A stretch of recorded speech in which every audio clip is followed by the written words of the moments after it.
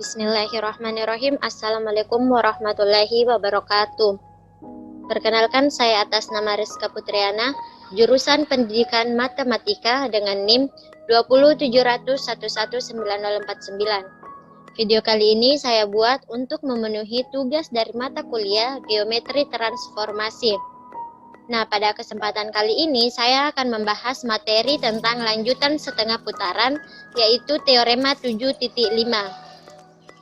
Untuk lebih jelasnya, mari kita simak video berikut ini. Teorema 7.5. Andaikan SA suatu setengah putaran dan G sebuah garis.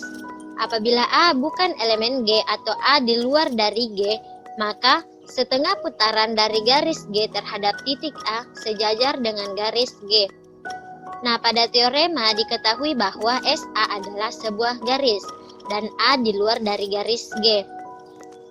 Yang akan kita buktikan yaitu setengah putaran dari garis G terhadap titik A sejajar dengan garis G.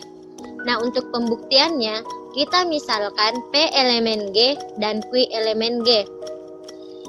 Karena P elemen G, maka A titik tengah dari garis P aksen. Dengan P aksen sama dengan setengah putaran dari titik P terhadap titik A.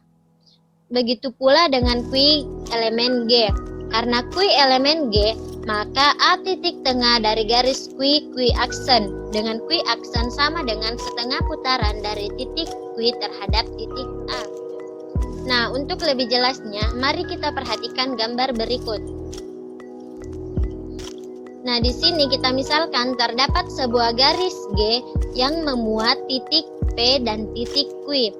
Kemudian terdapat pula titik A yang bukan merupakan elemen G atau di luar dari garis G.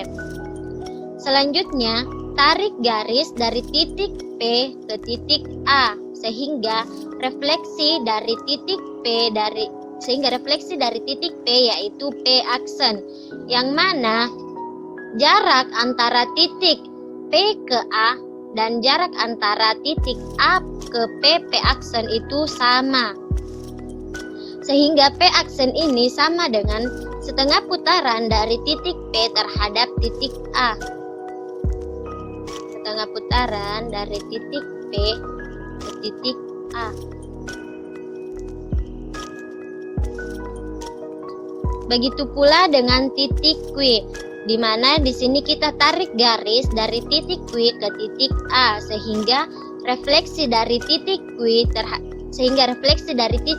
itu sama dengan Q aksen, yang mana jarak antara titik Q ke titik A itu sama dengan jarak antara titik A ke titik Q aksen. Dengan Q aksen itu sama dengan setengah putaran dari titik Q terhadap titik A.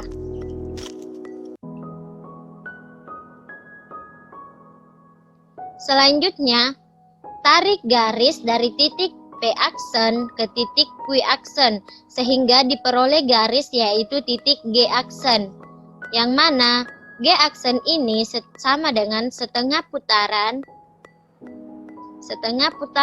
dari garis G terhadap titik A. Nah, selanjutnya yaitu kita akan membuktikan bahwa apakah garis G aksen atau setengah putaran dari garis G terhadap titik A maksud saya, yaitu sejajar dengan garis G itu sendiri.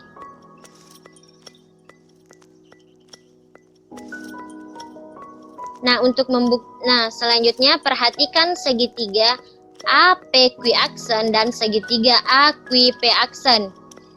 Untuk membuktikan bahwa G sejajar dengan G aksen, maka kita harus menunjukkan apakah segitiga dari APQ aksen itu kongruen dengan segitiga AQP aksen.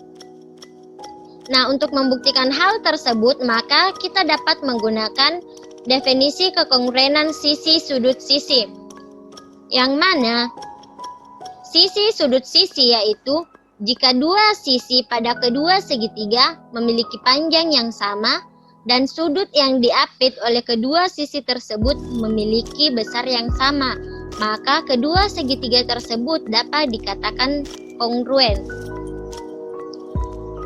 Nah, untuk membuktikan hal tersebut terdapat beberapa syarat yang harus kita buktikan. Syarat yang pertama yaitu apabila sudut dari segitiga PA quiaksen itu sama dengan sudut dari segitiga QAP aksen.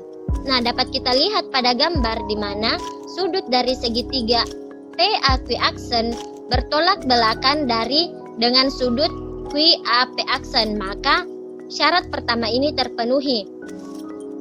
Selanjutnya syarat yang kedua yaitu kita akan membuktikan bahwa garis dari PA itu sama dengan garis AP aksen. Nah, dapat dilihat pada gambar bahwa jarak antara garis PA itu sama dengan jarak antara AP aksen, di mana A merupakan titik tengah dari garis PP aksen, sehingga syarat kedua ini juga terpenuhi.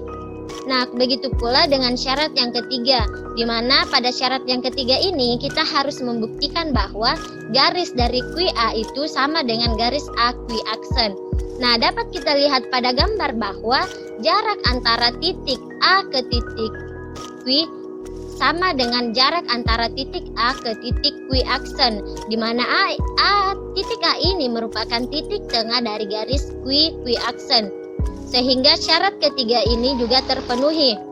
Nah, menurut dari definisi kekongruenan sisi sudut sisi, maka terbukti bahwa sudut segitiga dari AP Q aksen itu kongruen dengan segitiga AQ P aksen. Nah, karena segitiga AP Q aksen itu kongruen dengan segitiga AQ P aksen, maka didapatkan bahwa PQ aksen itu sama dengan QP aksen. Nah, dapat kita lihat pada gambar bahwa kita peroleh gambar yaitu gambar jajar genjang, di mana gambar dari jajar genjang yaitu memiliki salah satu sifat yaitu jajar genjang memiliki dua pasang sisi yang sejajar dan sama panjang. Nah, pada gambar ini dapat kita lihat bahwa panjang sisi dari QP aksen itu sama dengan panjang sisi dari PQ aksen.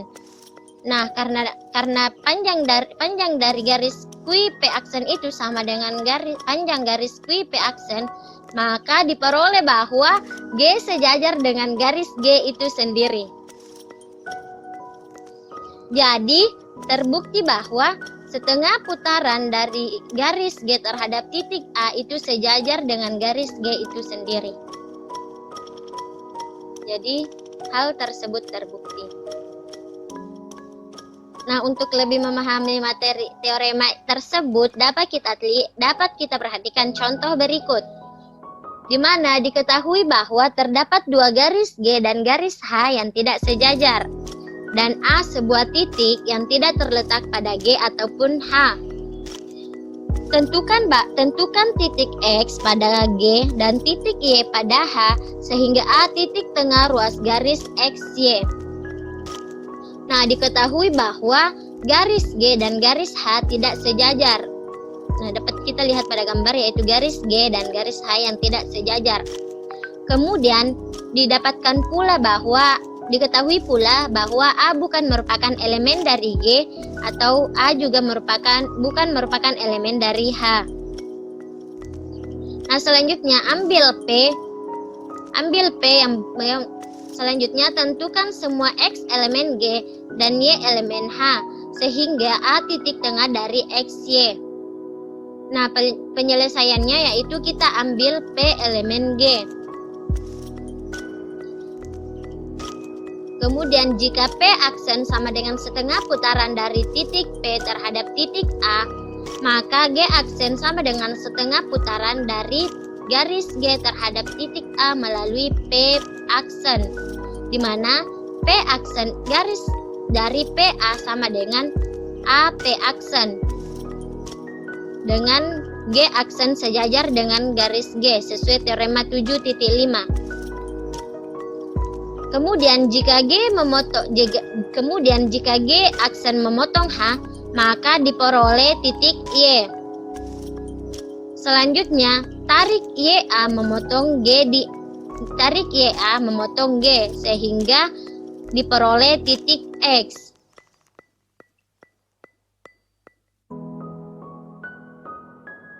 maka telah diperoleh bahwa titik X dan titik Y merupakan pasangan titik yang dicari.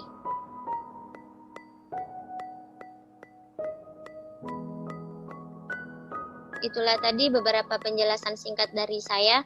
Kurang dan lebihnya mohon dimaafkan. Wabillahi taufiq wal hidayah. Wassalamualaikum warahmatullahi wabarakatuh.